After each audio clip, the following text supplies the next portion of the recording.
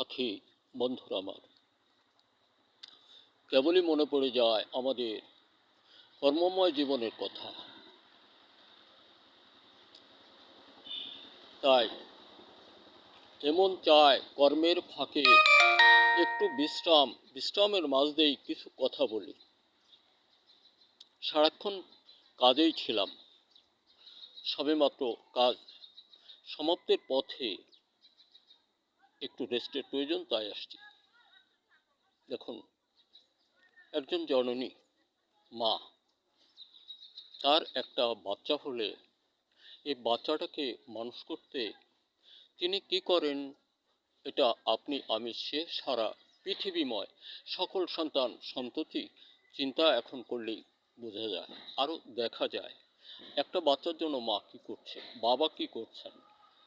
একটা মুরগি তার ডিম থেকে বাচ্চা বের করে বাচ্চাটাকে লালন পালন করতে সে কি করছে। একটি পশু পক্ষী সকলেই অনুরূপ। আচ্ছা বলুন, আমরা তো সেই মায়েরই সন্তান সন্ততি, সেই বাবারই সন্তান সন্ততি। আমরা কি করছি বলুন, ভাবুন, আমাদের কর্তব্যটা কি? এটা কিন্তু আমি সকল শ্রেণীর মানুষকে কেন্দ্র করেই বলছি। একজন কৃষক বেটার কর্ম কি? সে ঘুম থেকে উঠবে, সে হাত মুখ ধোবে, তার ধর্মকর্ম করবে, তারপর সে তার ব্যক্তিগত কর্মে নেমে যাবে। চাষাবাদটা অনুরূপ। ওই বাচ্চা মানুষ করার মতো কচিকাঁচা ধানের পাতো, মরিচের চারা, এই বিভিন্ন চারাজাতগুলোকে লালন পালন করে বড় করা আর স্নেহপ্রবণতা ওদের মধ্যে দেওয়া, এটা আমরা কৃষকরা করে থাকি। নাইলে যারা বসে খাচ্ছি ভাত পেতাম না। আচ্ছা বলুন, এখন রাজনীতিবিদেরা, আপনাদের কর্তব্যটা কি? যেমন নার্সারি চারা রোপণ করে ওনরা একটা থেকে আরেকটা করতে কত সময়, কত কষ্ট করেন, মনটাকে কত কোমল অবস্থায় ওখানে ওনরা পৌঁছাইছেন। আচ্ছা রাজনীতিবিদেরা আপনারা কি করছেন? চুরি ছাড়া আর বলুন, দুর্নীতি চুরি ছাড়া আপনারা কি করেছেন? অনেক মাথায় চলে গেল আমার কথাটা। আপনাদের মধ্যে কি স্নেহ প্রবণতার দ্বার উন্মুখ হয়নি? আপনারা কি কোনো বাবা মায়ের সন্তান সন্ততিও না? বা আপনাদের কি কোনো সন্তান সন্ততি নেই? তাদেরকে কিভাবে লালন করলেন? তাহলে দেশটাকে আপনারা কি করছেন?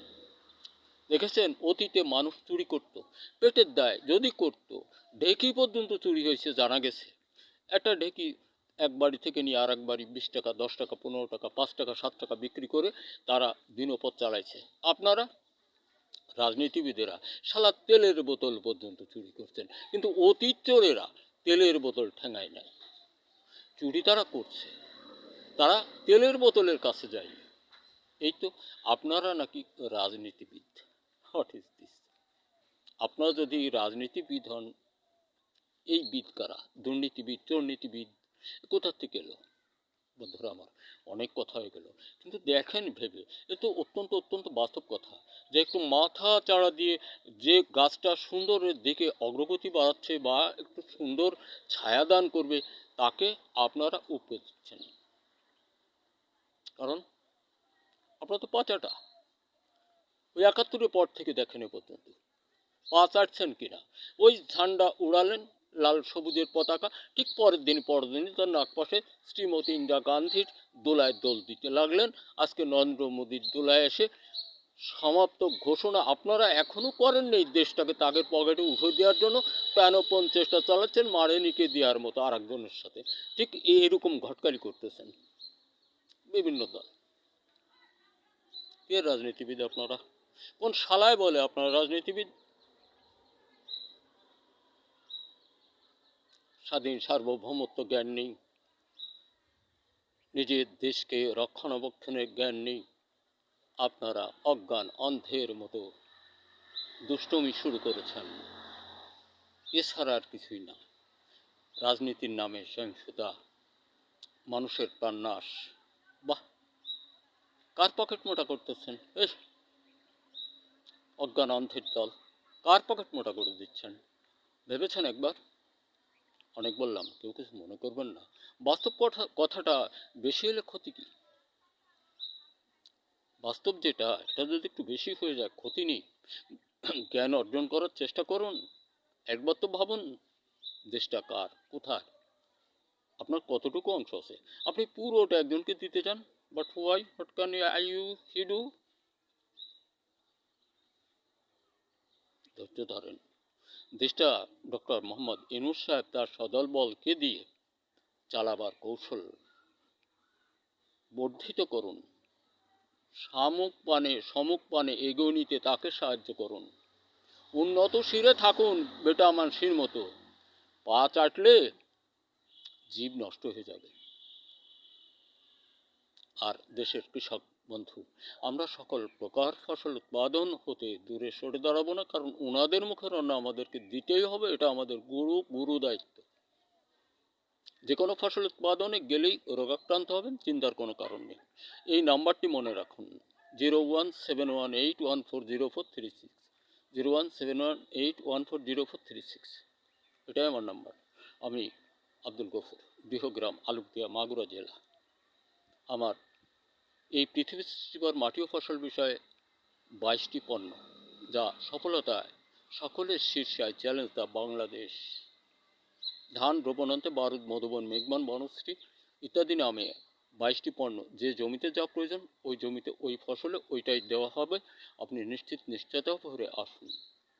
এই যে এখন ধান রোপণ করবেন, ধান রোপণান্তে কী হবে? দাওয়া দাবাহাইতে পচা মরা ছত্রাক জনিত রোগে আপনারা আমার সকলের মুখের অন্ন কেড়ে নিতে চাইবে। অবশ্যই আমরা নাছোড়। উক্ত রোগ দ্যাটস নট মিটার। এই রোগটা কোনো সাবজেক্ট না। আপনি চিন্তা চেতনা ছেড়ে মৌসুমি শুধু একবার, বিঘায় মাত্র 4 কেজি, বিঘায় মাত্র 4 কেজি, শুধুই একবার। তাহলে দাওয়া দাবা হাতে পচা মরা ছত্রাকজনিত রোগ আপনার জমিতে থাকবে না। আর বংশ বিস্তারের জন্য এই পৃথিবীর দ্বিতীয় কোনো পণ্য আপনার জমিতে ব্যবহার করতে হইবে না। I challenge. কারণ বংশ বিস্তার না করার কারণে একটা রোগ থাকে জমিতে। বারুদ, মধুবন দিলে তাওয়া দাবা হাতে পচা মরা ছত্রাকজনিত রোগ তো যাই, ওই রোগটাও থাকে না। তাই বংশ বিস্তারের জন্য ভারতীয় দস্তাবরণ থিওবিট বাংলার মাটিতে 1 গ্রাম প্রয়োজন নাই। এবং চেষ্টা পাবো ভারতীয় মাটি ফসল বিষয়ে সকল পণ্য এই বাংলার বুক থেকে উৎখাত করার জন্য আমার কাস্টডিতে আমি যে কয়টা পারি তৈরি করে এই জাতির হাতে দিব। I challenge. ধন্যবাদ। দেখা হতে পারে আবার কোনো ভিডিওতে। আর দেশের সকল ছেলেমেয়েরা স্বরচিত লেখার মতো তৈরি আবিষ্কারে মনোনিবেশ করো। ফখরুল ইসলাম সহ হাসিনা, তোমাদের কারণে। আর যেটা না বলার নয় সেটাও বলতে আগামী ভিডিওতে উদ্যত হব। ধন্যবাদ। দেখা হবে আবার কোনো ভিডিওতে।